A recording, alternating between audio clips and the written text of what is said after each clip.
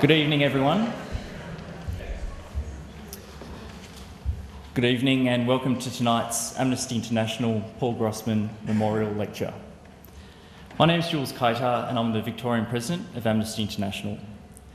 Before we get going, I'd like to acknowledge that we're meeting on the traditional lands of the Wurundjeri people of the Kulin Nation. I pay my respects to their elders, both past and present. Before we get going, I'd just like to record an apology that's been made for tonight's event from John Barnacle, a long-time friend of Paul Grossman, who is unfortunately unwell and couldn't make it along tonight. So tonight's event represents a bit of a departure from Amnesty International's usual type of event. The topic of tonight's keynote lecture won't be an area that Amnesty International is campaigning on, although it definitely has the potential of becoming an area of focus as Amnesty International moves more into economic and social and cultural human rights. Tonight's all about celebrating the memory of Paul Grossman. Paul was a long-time Amnesty International activist and helped to found the Victorian section of Amnesty International. He sadly passed away on Saturday 14th of May 2011, just 2 weeks before Amnesty International's 50th birthday. In his professional life, Paul was a well-respected scientist at the CSIRO. So it's with these two facets of his life that we celebrate Paul's memory tonight, with a lecture that's at the junction of science and humanity. So before the keynote lecture gets underway tonight, I'll invite two speakers to say a few more words about Paul. Firstly, I'd like to invite John Anderson to say a couple of words. He's a long-time friend of Paul's and a fellow Amnesty International activist, and indeed we regard John as one of the founding fathers of Amnesty International in Victoria as well. So thank you, John.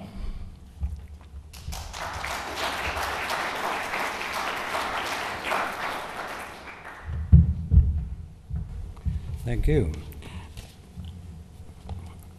Paul, excuse me. Paul was a founding member of Amnesty International in Victoria in March 1962, and I joined sometime later, I think September. It was in the earliest years that Amnesty was focused almost exclusively on working for prisoners of conscience. They were people who were abroad and had not used violence or advocated violence, and whose political and religious beliefs were unacceptable to their governments.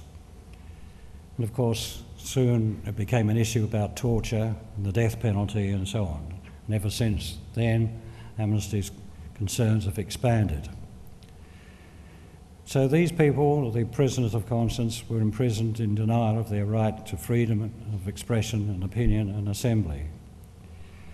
When Dr. Paul Grossman joined Amnesty International, he had a background of human rights violations from the country he came from, Bohemia, now called the Czech Republic, and he had some doubts about whether the movement could achieve very much. He'd seen how bad things could be.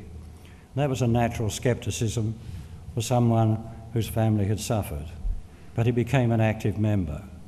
One thing about Paul was that in his action, he was never aggressive, but he was always clear about what he wanted to do. He always would discuss it with other people, and he would often do much to bring it about.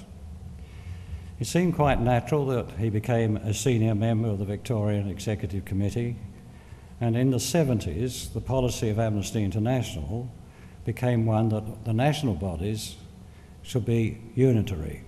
At that stage, Amnesty in Australia had sections in each state. Now, of course, it has one section, but only branches in the states. So it had to be unified.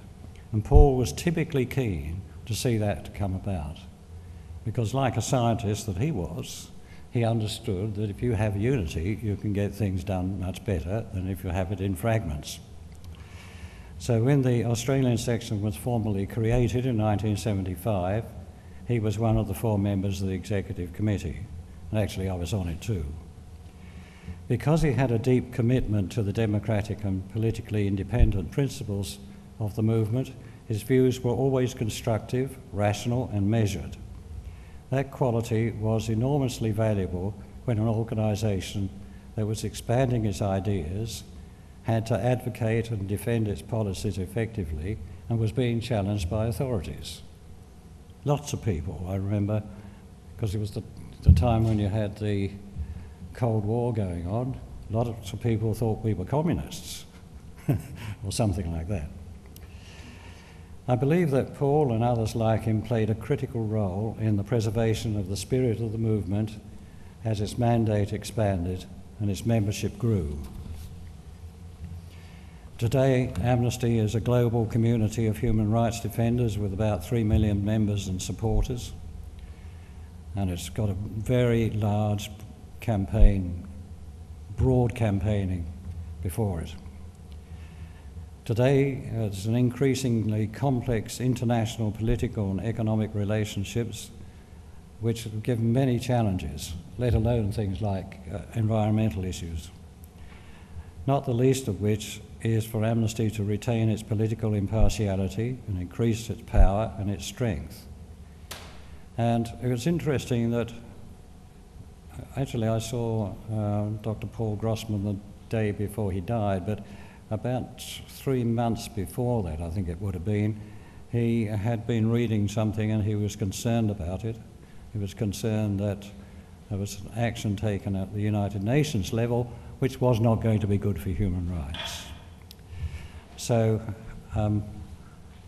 I think that is all I need to tell you about Paul at this moment, and it's given you a bit of an idea about the context with Amnesty International. Thanks very much.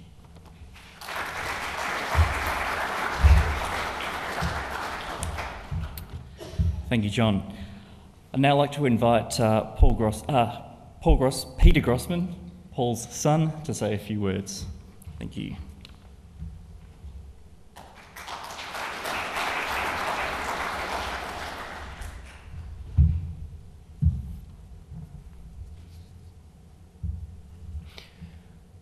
On behalf of my sister Robin and myself and our families, we're delighted that the Victorian section of Amnesty has chosen to honour our father, Paul Grossman, by establishing these lectures in his memory.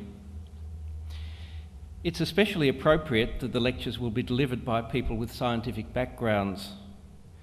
Paul was a physicist who worked for CSIRO as a research scientist, investigating the mechanical properties of timber. His skills in methodically establishing the relevant facts and in careful analytical reasoning were assets both in his scientific career and in his work for justice and human rights. In order to understand Paul's passionate commitment to the work of Amnesty, it's helpful to know something of his early life. As a young child, he was already developing a strong sense of justice. He thought it unfair when the teacher punished the whole class because the culprit would not own up, and he felt outraged when he learnt of injustices in history classes. Early in his life, a lawyer friend of the family explained to him the principle of onus of proof. In cases where there is doubt, it is better to let a guilty person off than to punish an innocent one. Paul spent his childhood in the Sudetenland region of Czechoslovakia, now the Czech Republic. The region was annexed by Hitler in 1938, and Paul and his family experienced persecution firsthand by the Nazis. While he endured suffering and hardship in the 3 years he spent in the Theresienstadt concentration camp during the war, he counted himself as one of the more fortunate people at that place and time, as many of his family and friends did not survive.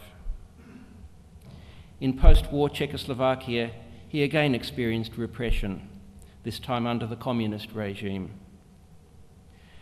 There can be no doubt that his personal experience of living under 2 different totalitarian regimes helped to hone his sense of justice and contributed to his wish to devote his energies to fighting injustices perpetrated by governments, regardless of their ideology.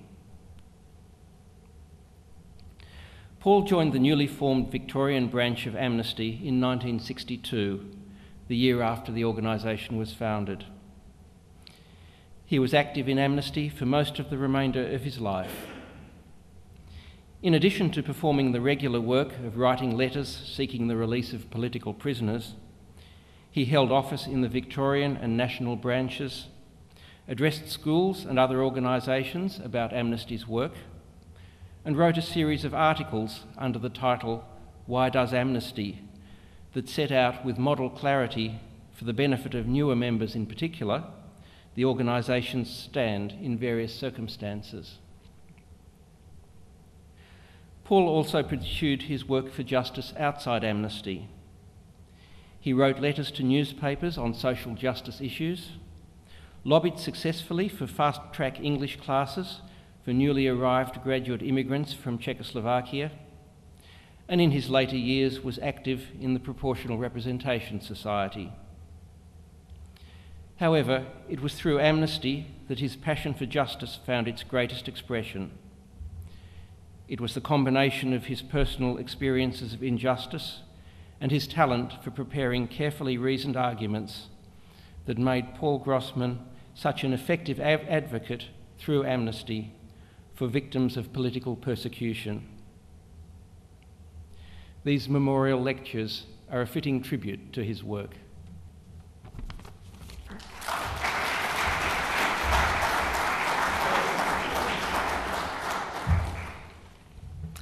Thank you, Peter.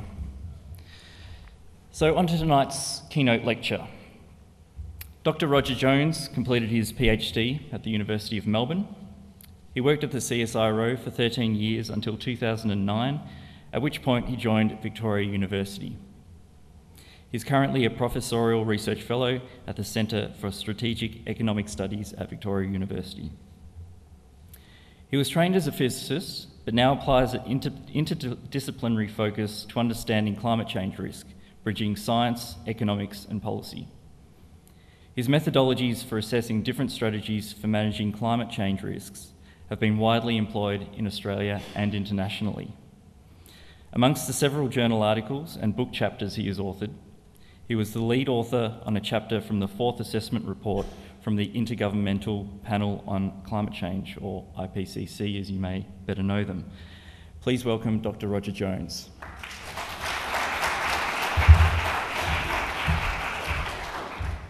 Thanks very much, and thank you for the opportunity to speak tonight. And my latest gig on the IPCC is even more different from the last one, which was on methods of research. This one is now called Foundations of Decision Making. And considering I'm one of the global champions at procrastination, I think they probably gave the job to the wrong bloke. But one of the things that we're trying to do is to understand how people make decisions, why they make decisions when we're faced with a problem as large as climate change, where we've heard all sorts of opinions, we've heard a lot of opposition, and what a lot of people would say is too much inaction. Understanding how people make decisions and how they might apply them under uncertainty is actually one of the more important things that we haven't had in these reports, which we want to bring in. So what we get tonight is a little bit of thinking about some of that and how science fits in with some of the other disciplines in terms of making that work.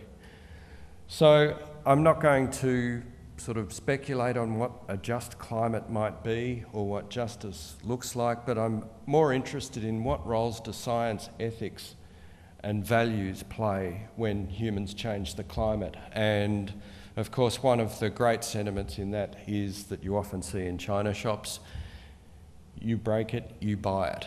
So if we break part of the Earth's systems, the atmosphere, the impacts that ensue from that, do we have a role then to pay some sort of reparation to repair that, to fix that for people who haven't been so involved and the people of the future?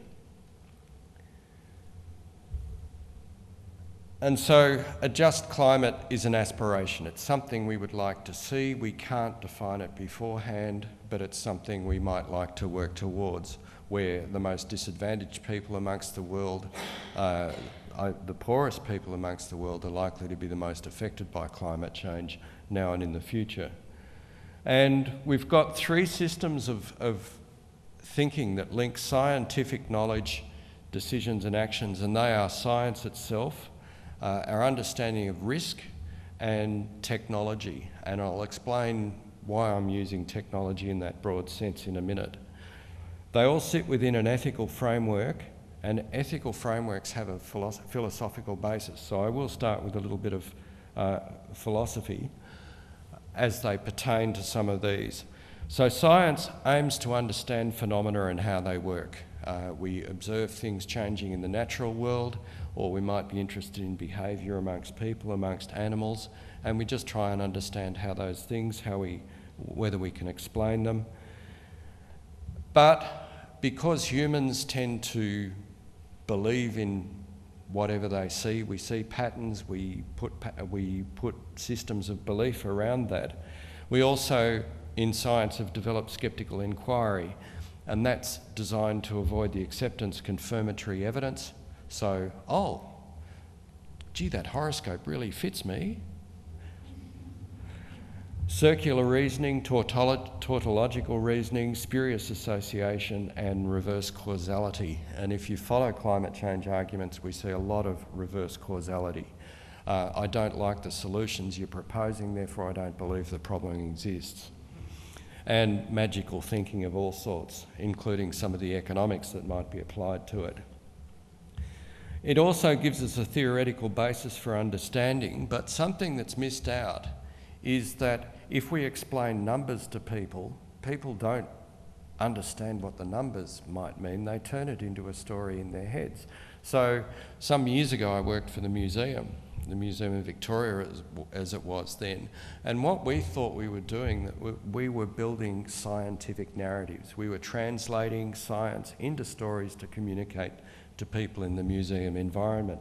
So this idea of narratives, of telling stories, not just verbally but with pictures, with sound, is something that's very important, with which the science forgets. And I think in terms of the Intergovernmental Panel on Climate Change, the IPCC, we've communicated too many facts and not enough meaningful stories to people. That's a difficult thing to do in a highly charged scientific framework, but it's very important. And science, there's also a story is that it's value-free, that it's objective, and that is absolutely not the case. There was an excellent book put out last year by a philosopher called Philip Kitcher called Science and Democracy, which I recommend, and he, in plain language, details how values apply to science in all sorts of ways. So it affects what we study. If we're interested in problems, if we're interested in issues, our values contribute to that, into the choice of what we choose to look at. Science has highly ethical codes of practice. Those are formal and they're informal. They cover peer review, how human and animal subjects are treated. You're not allowed to manipulate data dishonestly. Data and model code are now to be released. This is something that's come up in the last couple of years, and it's actually developed through a lot of the opposition to climate science, is that they've demanded that data and models be released, and that's something that, and also in the medical area, so over the past 10 years, it's now become more and more frequently that you don't just release the paper, but you have to release the data as well. That's a good thing, so not all opposition has bad outcomes. Declared interests, particularly in the medical area, and plagiarism. And in our informal values, we try and avoid normative conclusions, so with explicit values attached to them. Framing effects, so how you tell the story is actually very important. It can influence the way people perceive it. And observer contamination. You want your experiments, your observations to be as independent as possible. And then we move to risk. And the latest definition of risk is the effect of uncertainty on objectives. And in my view, this is actually a really good definition. You would have perhaps been aware of older definitions that it's hazard times probability, so it's how often earthquakes occur in this particular region, or the combination of a probability and its consequences. But when you talk about the effect of uncertainty on objectives, you're putting values into those objectives. We have values embedded in there. We also have purpose. If we have objectives, we want something to happen in the future. So it bundles all of those things up really nicely. So we can use science to contribute to risk, but once we travel from science to risk, we have explicit values sitting in there. And again, in the IPCC framework, we don't have that division separate enough in our communications when we move from science to risk. And this is where you get into the is-ought thing. The climate is changing, therefore you ought to do something. That really gets some people's back up. They don't like being told what to do. So it's actually much better if we can present the science and then we can discuss the risks, and we can do that in a quite simple and measured way. And risk is interesting. It's actually hardwired into our brains and behavioural responses. And because humans also have a lot of culture as well as the way we behave, risk has become embedded in our culture as well. So without going too far into that, if all animals behaved the same way, i.e. if your antelope jumped in the same direction, they'd all get eaten very quickly. So we have a whole host of behavioural responses across an animal population. And if you've ever worked with herd-based animals, social animals like cattle or sheep, you would all know that they've got different personalities. And then you go and work in an office and you see the same sorts of personalities. So some people are risk averse, some people are risk seeking. You see that exactly the same as if you work on a farm. You know which one is going to want to jump over the fence if you put them into the yard. So you keep an eye on that one. Others are actually quite timid. They go into the race and that's the way they behave. So because life is a complex adaptive system, that response to unexpected events in different sorts of ways, different strategies, both in perceiving and acting risk, is actually something that's hardwired into us. And it's one of the reasons that humans are not rational adapters. We don't see 50% of an effect and have half a response to that. Or, you know, we don't act according to the numbers. We either move or we don't. We tend more to be emotional actors, and we have a lot of heuristics about how we act, rules of thumb. So some people are risk averse. I heard a great quote on Talkback Radio once when it was actually about risk, and someone rang up and they said, my mother's attitude was risk was don't do anything because something might happen. And I always thought that was one of the great bits of parental advice. On the other hand, you can be completely risk-seeking, jump out of aeroplanes without parachutes because economic demand will create one on the way down. Well, that's what your classical, neoclassical economist tends to do. And we've got different types of risk. So we idealise a risk. We think of it as a problem. So climate change, on the one hand, is thought of as a risk that will happen in the future, 2 times CO2. Calculated risk is what we might do as scientists. We try and calculate to the best of our ability to put numbers on that. Subjective risk is what people feel about it.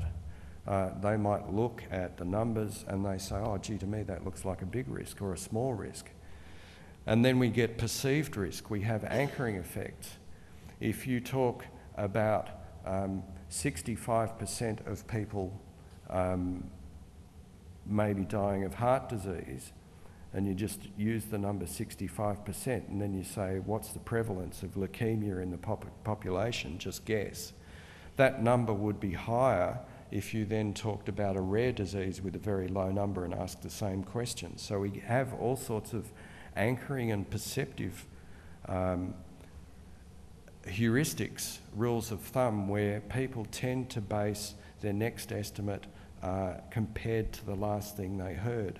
So we're much better at comparing things to each other than we are at knowing what an absolute number of one sort or the other means. And you get a lot more of that on Gruen Transfer and Gruen Planet, which I recommend for understanding a lot of these heuristics and how people can use words and framing to mess with people's heads. And on to technology, and I've just managed to pick this book up recently, and Brian Arthur, I think, is one of the really good recent economists. He tends to look at economics in a systems type approach, and he's done a lot of work with complex systems. And what he has said is that he said we've never really developed a broad way to think about technology, and this is really useful. He reckons that there are 3 different requirements for that. One is that technology has a means to fulfill a human purpose. So again, we're back to values, but we're also here thinking about objectives and outcomes and a process. So that's actually about thinking of what we want and using technology to get there. It's an assemblage of practices and components. So practices are the things you do, that's process. Components is the stuff. And it's the entire collection of devices and engineering practices available to a culture. And one of the things he says is that every technology that's built is based on technologies that precede it. So you go drill down into it and there are other technologies. And so if you think about that, you go back to primitive humans, and we're chipping flakes, we're using sticks and things like that. So we develop more technologies from that, but they're based on the previous technologies. Once we start moving into electronic components, we're building things like aeroplanes, which have got radios, they've got pneumatic systems in them, they've got this and they've got that. So that's one of the reasons why our global development of technologies is becoming more and more complex, because they're actually growing in the way that life grew, that you can think of single-celled animals growing into more and more complex things. So technology is doing a similar kind of thing. A device is a piece of hardware that performs a process. So all of these technological devices perform a process. And that means that we can think of engineering practice, as he calls that, available here. That can include social engineering. And so that's actually very important, because when we think about adaptation to the impacts of climate change or mitigation of climate change through reducing or absorbing greenhouse gases, I think they can be viewed as technologies, as processes. And it's actually very important because I've already gone through that point about technologies being built from other technologies. It also takes knowledge of phenomena from science, and then we build instruments with technologies that allow us to look more at science. So we create this circle where technology and science are feeding off each other. But what's really important in this about the process part is that technologies have their own language, grammar, and social construction. So that when we invent something like the telephone, we invent a social culture around the use of the telephone. When we invent the internet, that creates a social culture and a language occurring around it.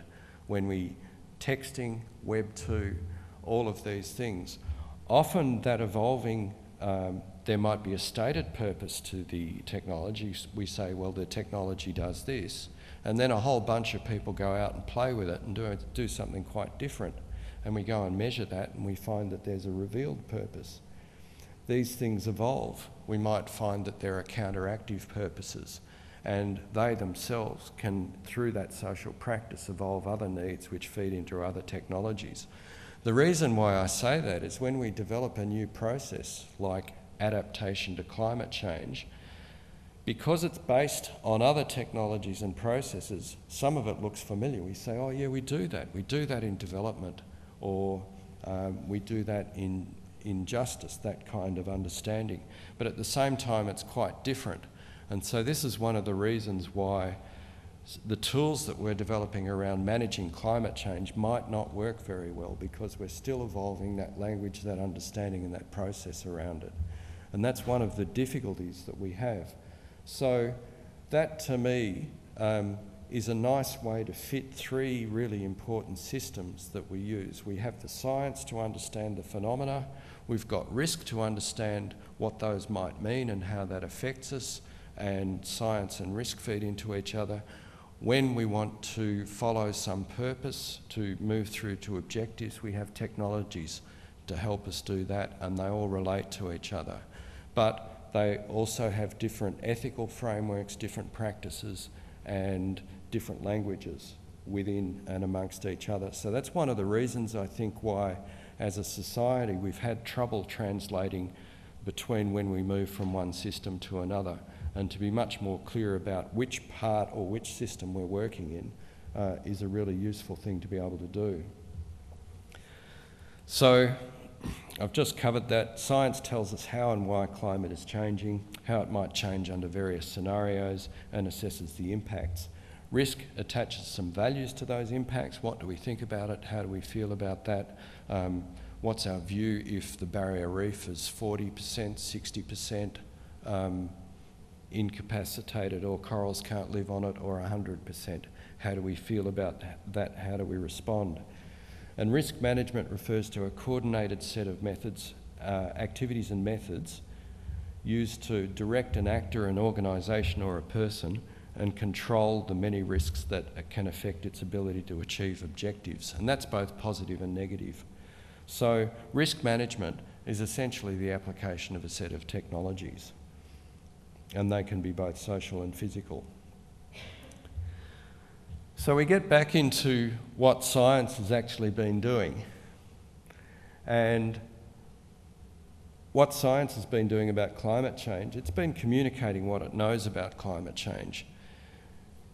And that comes from an underlying belief amongst the scientists, and I suspect I once had that belief too, that if people are informed about risk, calculated risk in a careful way, they will respond to it in a rational manner.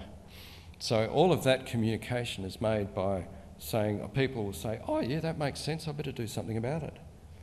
And social scientists know this not to be true. We know about all of the different heuristics, behavioural aspects of people. We don't know all about them, we know they're there. We're busy trying to understand them. So I won't go through the bottom cartoon, but it's a bit black. And then in climate change, we actually have multiple risks. We just don't have the climate risks. We have the risks of climate policy. What happens if you completely re-engineer the energy system? If you switch from carbon-based energy to other forms of energy?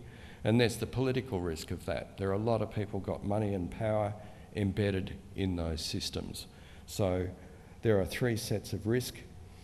The calculated risk is much more at the climate side of things, but when we get into political risk, it's very difficult to calculate, and it's pretty much ruled by perceived risk. So that's the landscape we try and travel across. And these interact with each other, and then we've got what some social scientists have called the social amplification of risk, where we oscillate between these states where some people say everything at risk and other people say nothing is at risk. I will go through this one. This was a fantastic cartoon put out by Gary Trudeau a few years ago about the erosion of science in America. And we've had so much of that here that you will recognise it. So he says, drat, these pesky scientific facts won't line up behind my beliefs. Then challenge them, Stewie. Holy flat earther, it's White House Situational Science Advisor, Dr. Nathan Hull. That's right, Stewie, and I'm here to remind you, situational science is about respecting both sides of a scientific argument, not just the one supported by facts. That's why I always teach the controversy, like the evolution controversy or the global warming controversy, not to mention a whole heap of others. You're right, situational science, man. I'll never trust science again. It's just too controversial. Stewie gets it, folks. Now do you? And so this is the kind of conversation we're now getting in the media and various other places where it's just turned into a yes-no argument and facts thrown out the window. And there's been some really important work done over the last couple of years which starts to give us the idea of why some of those things might be working that way. And it comes out of something called cultural theory, which has been around since the early 1970s. And that suggests that there are various sorts of attitudes within a culture and the community. And this has mainly been done in Western countries. So we're not quite sure that if you went to China or even more remote places, you would find the same thing. But there's hierarchical groupings, so people who think that their ideas or that society is very structured. Communitarian, which means that people are very community-minded, that you do things for the good of the community. Egalitarian, which means that instead of structured and highly stratified, everyone's the same. Australians like to call ourselves egalitarian, but we live in a very hierarchical type of society often. And at the opposite of communitarian is individualism, where people sort of think it's individuals are the strongest. There's another which doesn't sit on these two axes, which is hermits, and they're kind of left off because they're hermits. So one of the things that Dan Cahan and colleagues did was that they, by asking people a whole series of questions, you can then map yourself onto various places within these axes. And then they went and asked them a whole heap of questions about various controversial science topics, like how they felt about abortion, global warming, AIDS, and various things like that. And what they found was that the perception of risk was that if you were more egalitarian, you would think that climate change is high risk. If you were more hierarchic, you would think that climate change is low risk. And the communitarian individualistic thing showed similar patterns, not quite as pronounced. And so you get into this idea that people who are hierarchical individualists, so they're more likely to be also the people who vote conservatively, as it happens, and more or less believe in conventional economics, would be suggesting that there's slight or no risk, whereas the communitarian, egalitarian people would be suggesting that it's more high risk. And we actually see over the last couple of years, because of the politics, both in Australia and America, that those views have changed, so that you can find very big differences in perceived risk from climate change depending on which party people vote for. And it's mapped again onto these axes. Now, this is not just happening naturally, it's interacting with various conversations that are going on in the media, political narratives, so on and so forth. But it does give us a bit of an understanding as to who is likely to believe what and why that might be. And if you actually think about the solutions or structures that we use in society, parts of the law, of jurisprudence in organisations, that actually is very hierarchical. There are other areas where it actually is sensible to be communitarian. So it doesn't make sense to me to sit in one of these axes or another. These types of thinking are actually fit for purpose for various things, but what's happened to society is that we've been forced into areas of unquestioning belief in one way or the other, and if anyone attacks us about that or challenges us about that, instead of thinking about why we believe that, we're more likely to have a go back at them and tell them that they're wrong. So that's where things are going. But you also get the same thing from experts. So this is some work from quite a while ago now, almost 2 decades, and it's about understanding what the future damage costs might be as a percentage of global production against temperature increase. And that top line there are natural scientists. The next line down are social scientists, and the next line down are environmental scientists, and the next line down are social scientists. And so it turns out that if you ask natural scientists, or you did at that time, so they're the people who actually work on the environment, what they think the costs are going to be of global warming, they say they're much higher. If you ask social scientists, who include economists and people like that, they think, oh yeah, society is resilient, we'll be able to deal with it, it won't cost so much. So even in terms of which parts of the science you work on, it gives you some perception as to what the risks or the damages might be.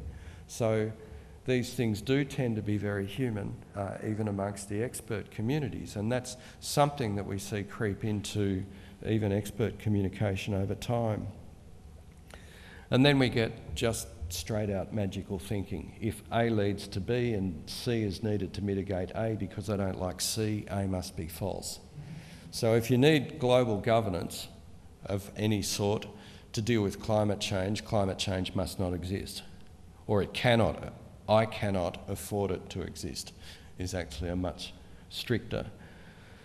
So, but the science and understanding the risk tells us what not to do, not what to do. And that's where we get into the purpose side of things. So that's the amplification of risk and the risk track. We're then oscillating between everything and nothing being at risk. So the ethics of what is at risk, and I don't have a lot of research, well, I don't have any research to show from this, but there is actually a lot. We understand pretty well from a whole range of studies that vulnerability to climate change is distributed over both place and over time, and it's people in tropical countries, in the poorer countries, the people with less resilience who are most threatened by climate change. They're already being affected now by changes, and there's also intergenerational equity. So the benefits that we're getting now from burning the fossil fuels are damages that are being distributed into future generations. So there are both spatial and temporal aspects to the ethics, and this is, if you broke it, you fix it. So then that becomes the moral question, and that's why I think, you know, a lot of people do call climate change still an environmental problem. We actually heard that reference earlier this evening. I call it a moral and ethical problem. I think it's a social problem and a human problem from that point of view. And from within that window, there's little doubt that not to act is unethical. And that means that those who oppose action from one reason or another, in most of our lights, would also be unethical. And there's actually been quite a lot written about that in recent years. The Merchants of Doubt, a book by Naomi Oreskes and I forget a co-author's name, they cover all of that pretty well, and they can show us that the same actors who denied that that smoking was a problem, first primary and secondary, are the same actors now saying that climate change doesn't exist or isn't a problem. But that still doesn't mean that acting isn't tricky. And I think there's a couple of things that we need to change about what we've been doing. One, we need to change the scientific narrative. So we need to move from facts and figures, because people interpret those in various ways, but they don't really understand them, to stories. And we tell stories, but we underpin that with facts and figures. So we communicate that in terms of narratives, but we say if you're interested in what underpins that, you know, you can go and find it here, you can go and find it there. And don't separate climate variability and change. It's a statistical construct, and I'll get into that in a little bit. And The Day After Tomorrow, it was a bad movie too. It wasn't even that entertaining. Step 2 is concentrate on people's objectives and how they might be affected by climate.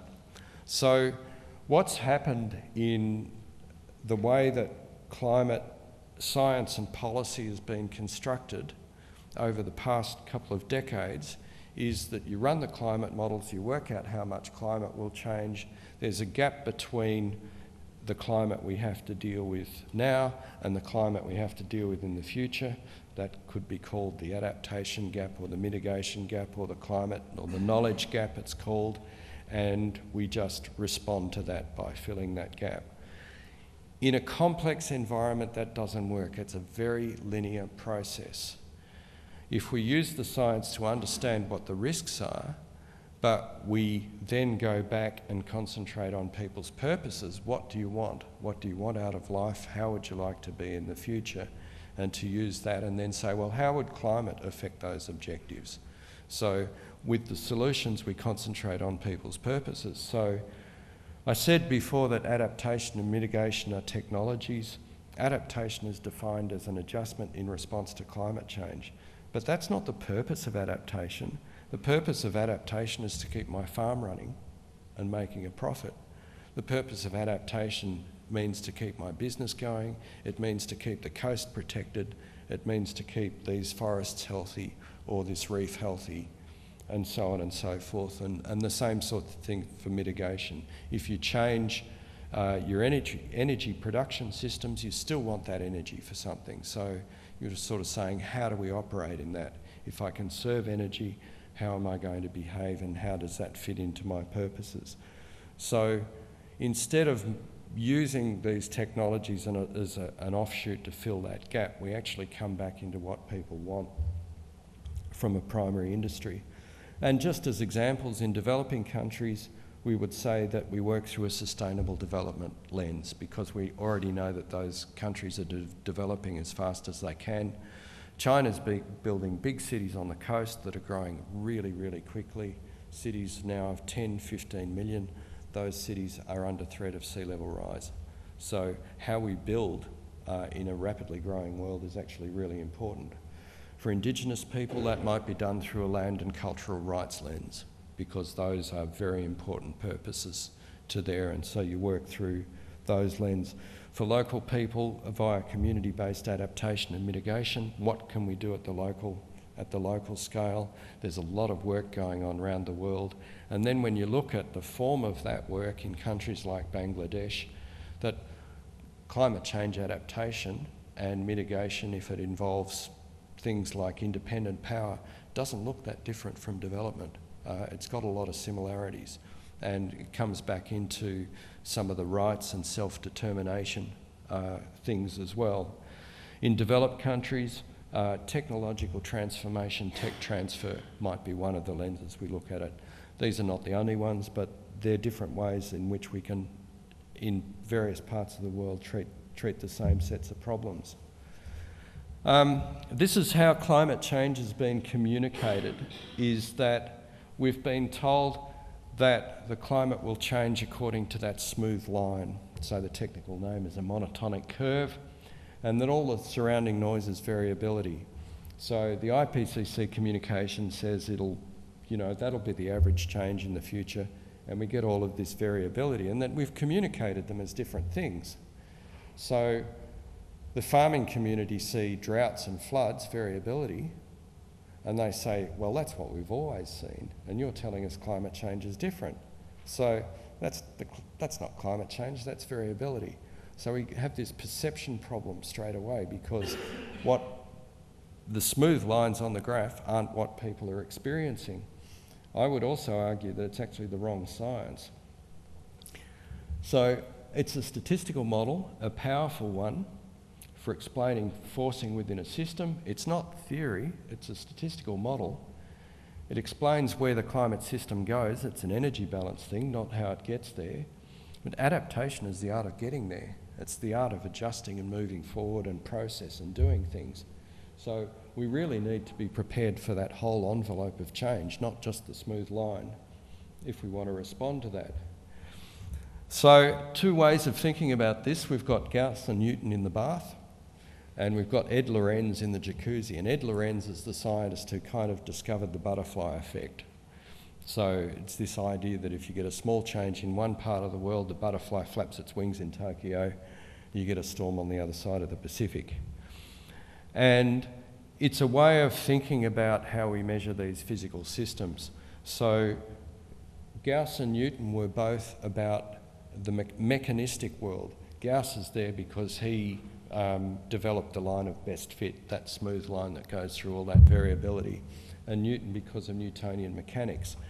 And using those sorts of understanding of the physical system, we understand the smooth changes. We actually understand the energy balance of the greenhouse effect pretty well. and we can do it just using a few equations. So that part of it is not under question. All of the variability, so how much the climate changes, is actually quite simple to address. How the climate changes, the energetics of it, is really, really complex. We don't understand that very well.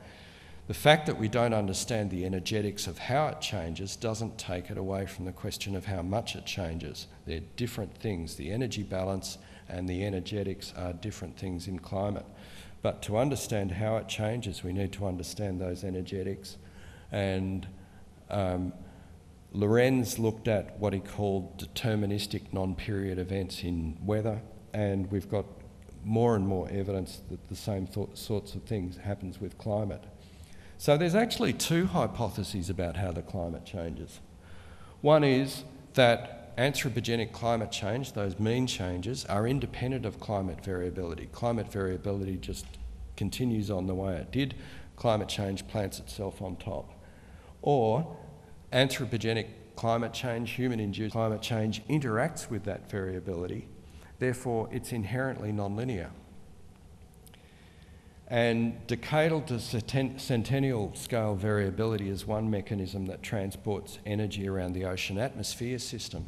And it's always done that. So with the world, because the sun goes more around the equator and the poles are cold, one of the big dynamics amongst global climate is to take energy from the poles to the equator. That is not a nonlinear process. You've seen, and I should have had one, but effects of the Coriolis effects of where it cycles around one direction in the northern hemisphere, another direction in the southern hemisphere. Some goes through the atmosphere, some goes through the oceans, and it is highly nonlinear. So one way of thinking about it is if we change the climate, if we make the Earth warmer, that energy also has to get from the equator to the poles. It will travel there through the same process as one would think. The other thing is that we mightn't expect the atmosphere to warm gradually because the heat that the atmosphere can hold, it's just air, so it doesn't hold very much energy. The amount of energy the atmosphere holds is equal to the top 3.2 metres of the ocean. But if the ocean is hundreds and hundreds of metres deep, it holds a huge amount more energy than the atmosphere.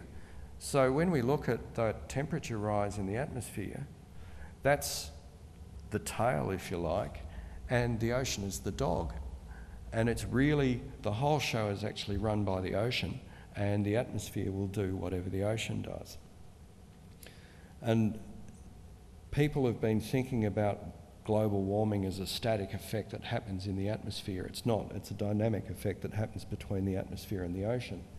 So when you look at sea level rise, using statistics that actually look at nonlinear changes in that sea level rise, this is San Francisco.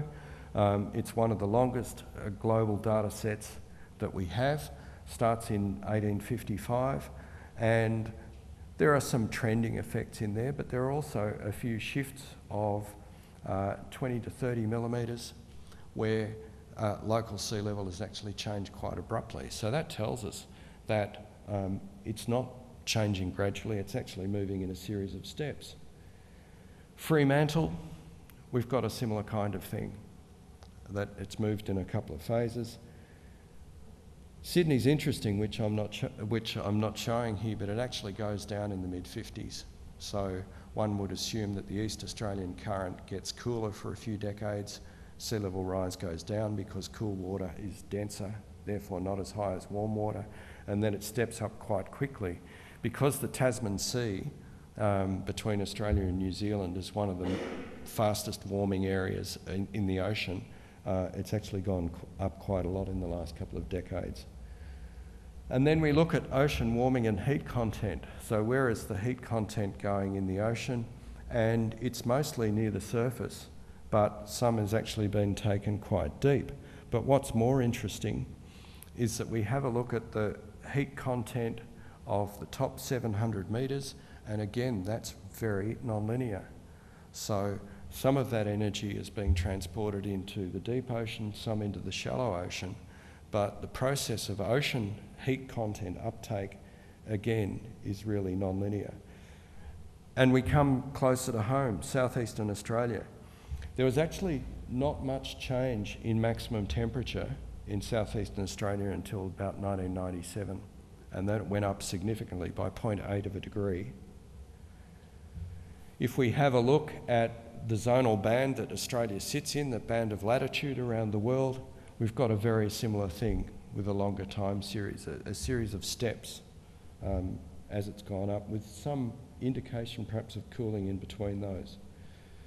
Hot days at Laverton in Victoria, they follow that as well. So we went from roughly 8 days a year up to 1996, and we've now got an average about 12 days above 35 degrees. So an abrupt change in heat.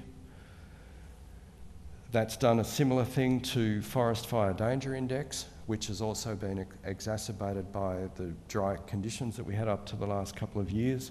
That's gone up by about 1/3 in Victoria. It means that the fire risk that we face in the forested areas around the city have gone up a hell of a lot more than our planners think and various other people think. This change, in fact, is equal to about the worst case projected for 2050. And because of those abrupt changes in extreme events, we've actually had some pretty big changes on the ground. So this goes back to some of the statistics that accrued around the Black Saturday period. Most of the people actually died in the 3 very hot days the week before. One of the reasons why was because the nights were so hot they weren't able to cool down and recover in between the hot days. And then Black Saturday, of course, we had all sorts of other effects. But as well as that, the heat had caused brownouts around the city, parts of the transport system fell apart, and a lot of other systemic effects. The Royal Commission, in its findings, the Bushfire Royal Commission, behaved as if these sorts of things were occasional. But if we have a look at the map of where severe fires have been in southeastern Australia over the past 9 years, that doesn't suggest that they're likely to be occasional. It says that perhaps we've moved into a new regime where there have been some quite rapid shifts. So again, if they happen in a place like Australia, it'll take us a while to get used to that. If it happens in parts of the developing world, their ability to be resilient to these sorts of changes, these sorts of disasters, is actually much, much more difficult. It can affect national economies, these kinds of things. We know that because we see that it happens with things like a bad tropical cyclone in an island country can set its economy back 10 years or so. So again, the non-linearity of climate is something that we need to be concerned about. And this is just, this is some work I did for the Americans. Had a look at the 2011 Texan drought and had a look at the heat component of that. And you do the statistics. Can you explain the heat of that drought by climate change or climate variability? Well, the statistics tell us that maximum temperature was 6 times more likely to be due to climate change, and minimum temperature was 21 times more likely to be due to climate change. Because this summer again is just as hot in the States, if not hotter, it would be similar kinds of statistics. So that combined with a record low, I don't want to sound too sort of catastrophic, but a record low in the Arctic means that we're looking, I think, at some of this non-linear behaviour. It does mean that things might level out at some stage in the future, but it also means that we can't relax and expect these things to be gradual. The models do the same kind of behaviour. If you don't stick a straight line through them or a curved line, but you actually look at these episodic effects, the climate models are producing that kind of behaviour. So we know that it's a measurable part of the physical system. Exactly what it is and why, we haven't figured out yet. So in terms of the scientific narratives, both the scientific and the economic narratives about how climate changes, they're gradualist. They say we can do a bit at a time, whereas non-linear changes means that we might actually need to respond quite quickly, and that would create crises and catastrophes. And there's also a failure in cost-benefit analysis to have a look at these. So most of our economic models actually underestimate these kinds of changes. And there's also the narrative of international policy. So you've all heard supposedly how Copenhagen failed because we didn't get guarantees that we would avoid 2 degrees. But what that kind of does, it makes it into an almost impossible task to get the whole world to agree to sufficient cuts to avoid 2 degrees, hanging on 1 or 2 sets of negotiations. And what that means is a little bit like the top curve, that if you're above that line, you've failed totally, and if you're below that line, you've succeeded. That's a really depressing way to work.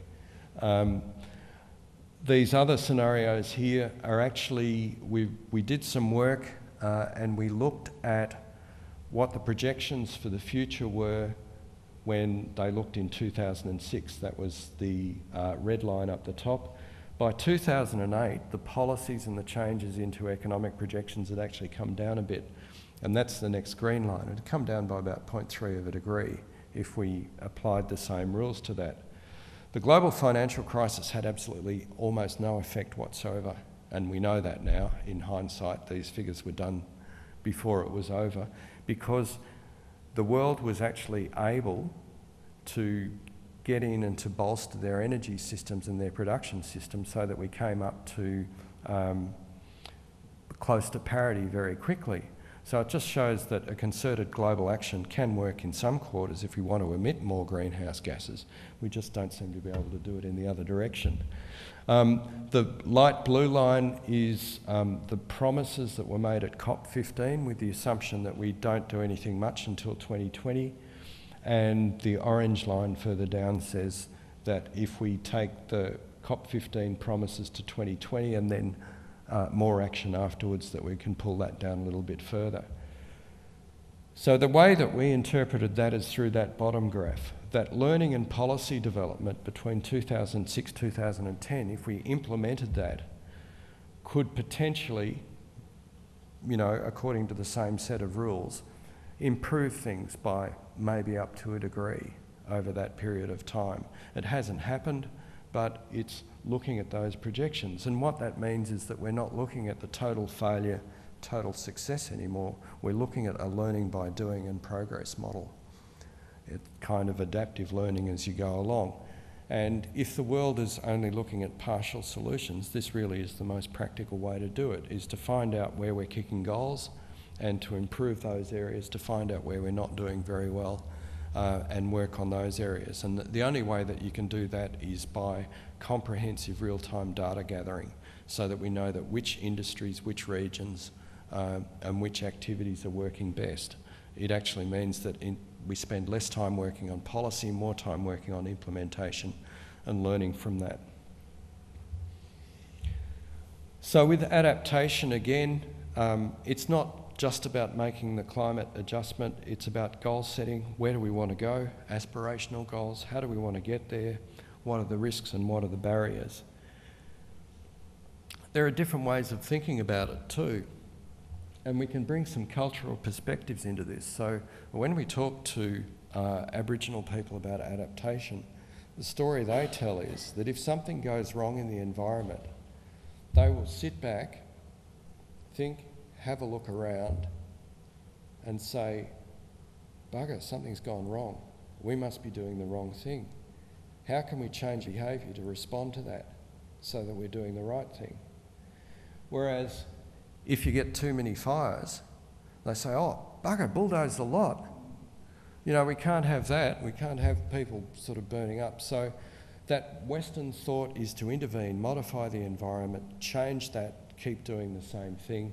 Whereas by a quite different perspective, you can say, change your behaviour, perhaps we're doing the wrong thing. Transformation, of course, is to move from one quadrant to another deliberately, but you could also be forced to that. So whether you react, whether you modify the environment, whether you change your behaviour, are very different ways of adapting and possibly transforming. So again, it depends on how you set the narrative up in the way that you respond to either past or future events as to how they might play out. Planning horizons are very quickly. If you've got short-term planning horizons, you can learn as you go. If you need to plan for the long term, it means you need to take some punts now about what you might do in the future. And this just shows a little bit of that you might have a wait and see approach and act at the last minute. You might act early, or you might have to build something that will manage the whole change. So, just coming towards the end, our solutions need to suit the problem, not the other way around. I think up until now, with a lot of the work, our solutions have actually, the problems we've been doing it the wrong way around, that we haven't looked at the issues of most concern to people and then fit the risks into that. And there are various strategies that we can do for that. If it's a simple, linear issue, just building a bit more engineering and we know what to do, we can just optimise those solutions.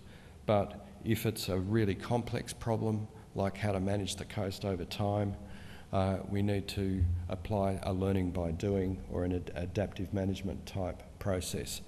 We're actually not very good at those. That, again, is into the area of new technology.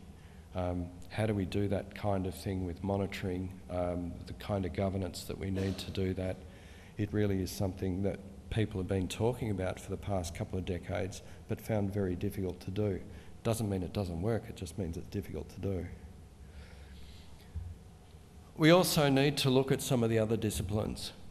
This is from the climate change sort of science point of view, so we need to look more closely at the decision sciences, including behavioural economics.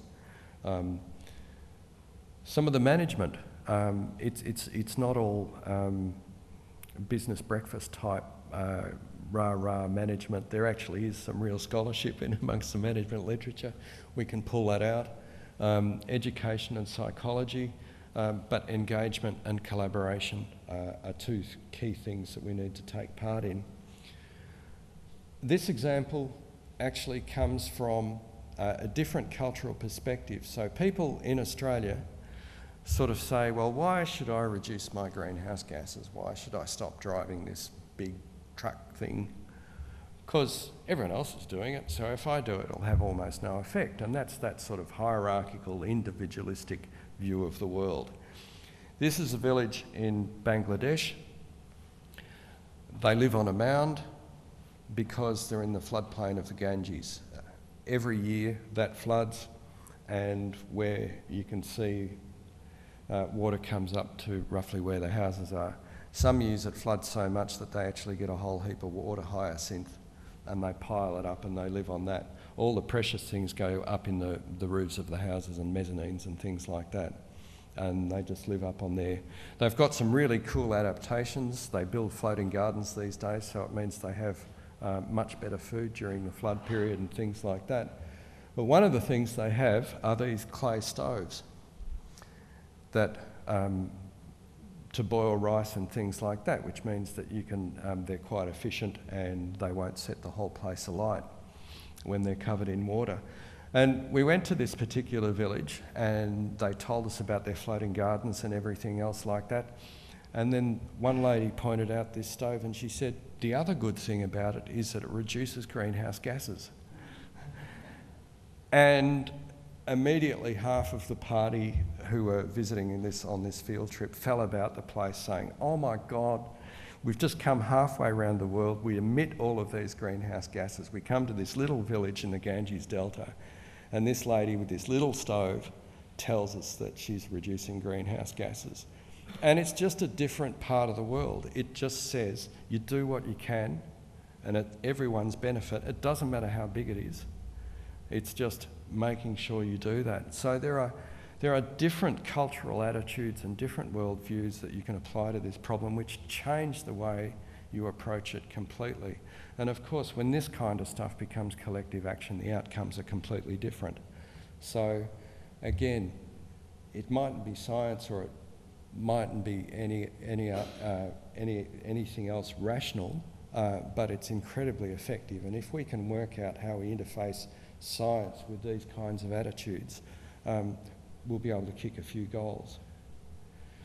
So these are some wise words. You can kind of guess who said them, maybe, and how long they've been running around the place. But to attack a task from the wrong end can do nothing but harm. I think that's a bit what we've been doing in the climate science area. So, you know, some of the things I'm suggesting today is they might not be perfect, but it's another way to do it. If one learns from others but does not think, one will be bewildered. If, on the other hand, one thinks but does not learn from others, one will be in peril. So I think that's a word about collaboration, thinking and doing at the same time. Shall I tell you what it is to know? To say you know when you know, and to say you do not when you do not, that is knowledge. So thank you very much.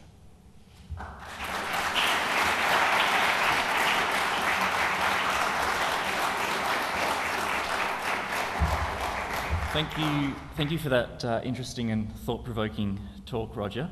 We do have some time for questions if you're happy to take them.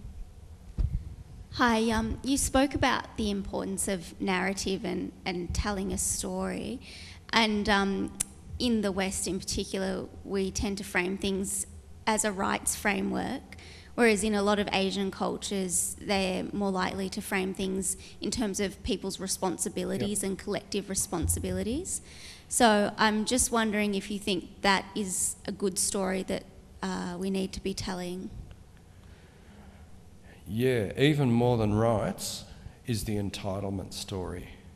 And I think the sort of narratives that we've got around entitlements and what's going on here don't mesh at all. So, yeah, I think one's got to be very careful to unpick those because, of course, rights are important, but I do think that the more Eastern, and there's also a fair bit of that in sort of Christian and other ethics as well as sort of responsibilities, but I do think it's become a bit of a free-for-all, and in the West we really do need to think about that. Thanks. Following on from this question on the narrative, so I really enjoyed the way you tried to link together some of the statistical observations and modelling with this question of how do we convey this and tell a narrative and try and help encourage a response that's rational. And I just read a very depressing article in the Monthly about how the climate argument has been lost recently, and one of some of the issues it raises are, for example, just how much it's actually dropping out of the people's levels of concern, and the sort of things people are concerned about or are voting on that's actually significantly dropped away over the past 5 years or so. Is the IPCC engaging a PR agency working with you to try and work on how do you start spinning this properly to try to counter some of this? I've got to be careful what I say about the IPCC. They're not great at this communication stuff. They don't have the resources to do it. I think it's actually better left with other people.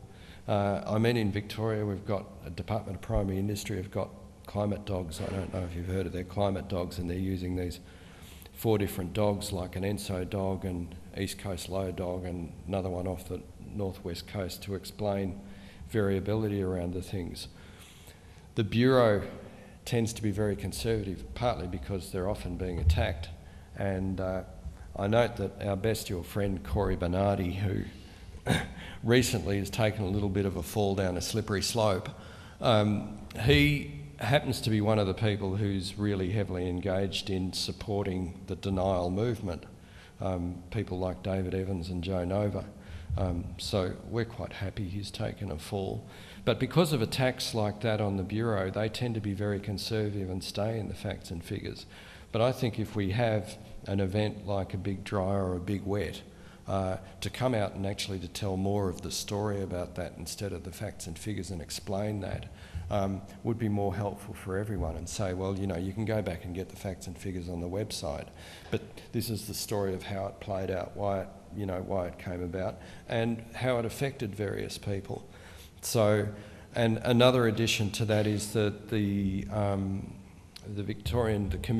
Commissioner for Sustainability, Kate Aughty, is putting together the next State of the Environment report, and one of the things that they're doing as part of the climate effort is that they're going around Victoria and they're getting different stories of how these events have affected different people in different regions, and they're retelling those stories in the context of how things might change in the future. So I really think it's at the regional level where the stories matter most that is the best place to do it, and to try and repeat those lessons elsewhere. I don't think the IPCC is the right organisation to do that for various political reasons, but also because I don't think they're close enough. Yeah, that would be too dangerous otherwise. Doctor, just a very quick generalised question. When you have the university collaborating with private business, and say for instance one door is closed via the government if you're trying to solve a problem, have you found over the last 10 years that the marriage with the business world has opened up more doors? I know it's a very generalised question, but I was interested from the point of view also of the ethical stance of the private business, and as I said, whether or not the doors had been open. Business is only really just become aware, I think, in the past few years on the impact side of how they might be affected, and are beginning to look at that. I've been involved in a few projects while I was in CSIRO with the energy side of things, a couple of the Energy Forum and otherwoods. And we actually had a lot of cooperation from business in terms of taking part in the process, some of Australia's biggest companies. So they became involved. We think they got institutional learning out of that they were able to take away with them. But they all, depending on their interests, had different political interests, which they also exercised at the same time. I would have liked, I think, business to have spoken up more against misinformation when they knew it was going on, but they preferred to sort of stay in the background.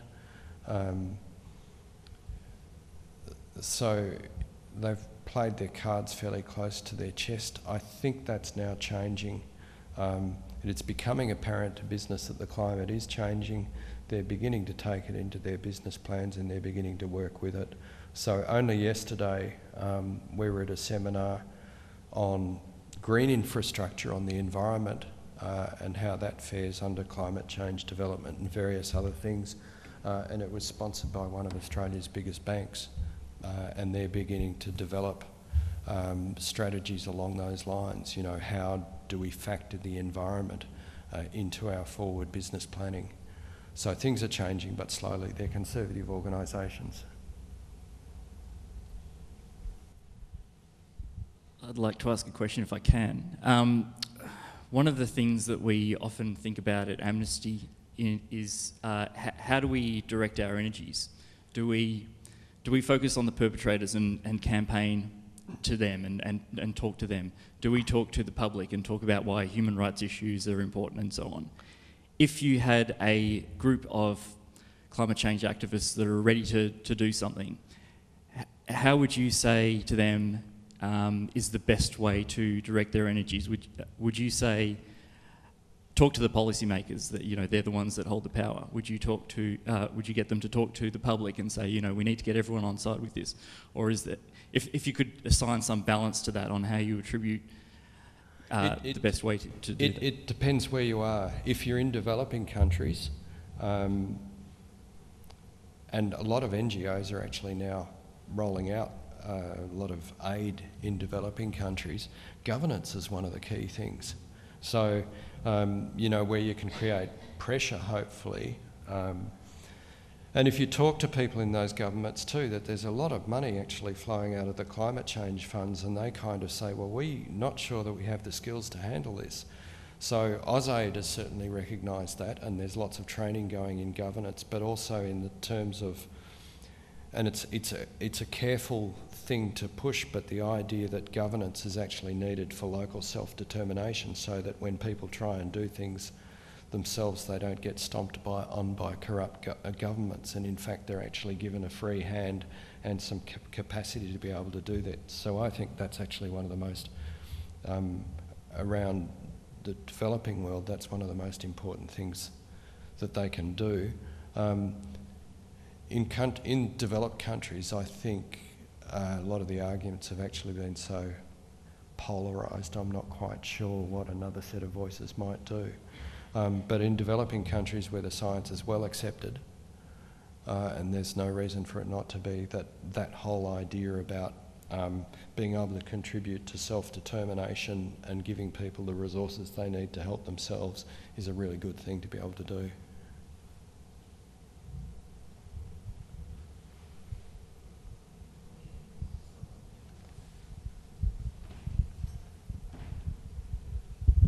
Hi, I've just got a general one. I'm wondering if there's a bit of a parallel here between human rights and climate change, in the sense that it's like there are two different debates going on. And one of the scary parts is if people actually think, yes, there is a problem, climate change, but that's sort of in the ideas debate. You know, the idea, but when it comes to the political or the interest debate, that's different. You know, it's all too complex and we can't do anything about it, which you could see in the human rights field. A lot of instances where, boy, these ideas are fantastic, but you know, when we come down to in Australia and we see it in terms of the National Bill of Rights issue, oh, it's too complex, it's too hard, we can't do it, or we can't afford to do it. I'm wondering, it's an interesting parallel, or it seems there could be a parallel. Do you see any of that, or do you just think that the problem is with the deniers? It comes into that realm of wicked problems, doesn't it, that are really hard to deal with. My view is that the best way to deal with a wicked problem is to jump in with the people involved and start messing with it, to see what you can do with it. So, yeah, I see the two hard arguments, but I think also that there are some other very good reasons to bring to bear, and that's the security argument. If we think about some of the hotspots around the world, some of the big transnational river basins, for instance, and there's a water crisis or a loss of function in that, possibly because, you know, upstream areas have been dammed and things like that, and there's loss of environmental security for large populations, you will see rights issues like no other, and then you won't have the opportunity for governance because everyone will be too busy trying to control the situation that's there. So we can think up scenarios that you actually wouldn't want to deal with, which are much worse than anything that's going on now. So if you want to do the comparative thing, you want to say that looks too hard, try that, you know, and you can, I think you can bring it back to say, well, yes, it is worth doing something about in that context. Okay, we might have to wrap it up there. We're just about out of time. Please join me once again in thanking Roger for tonight's talk.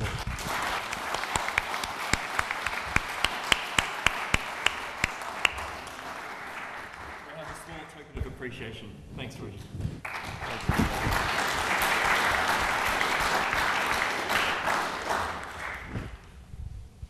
Just wanted to wrap up with a couple more thank yous before we head off. Wanted to also thank you, John Anderson and Peter Grossman for giving the introductory talks about Paul Grossman and the reason why we had this event in the first place. Thank you.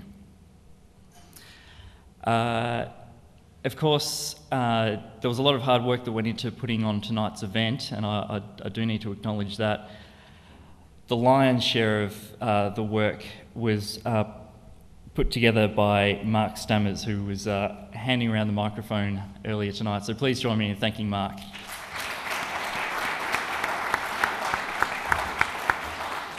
He did, of course, have a couple of people to help him out putting on tonight's event, Cassandra Devine and Brenda Tate as well, who are at the back there. So thank you to you too. And Nick, the sound and audio guru. Thank you very much. Okay, so thanks for coming along tonight. There's some information, I believe, on the back table there if you're interested in finding out a little bit more about Amnesty and how to get involved. Please feel free to. I think there's a petition back there as well that you might sign. Yep, and or if you'd like to leave a small donation. And as was alluded to in the introduction, we're hoping that this might become an annual event. If you're interested in hearing more about this event and if it goes on again next year, please do let us know. If you've RSVP'd, we've probably got your contact details and we can let you know about an event. But if you haven't done that, please feel free to leave your contact details with us and we could be in touch with you. So thank you for coming. Hope you enjoy the rest of your evening.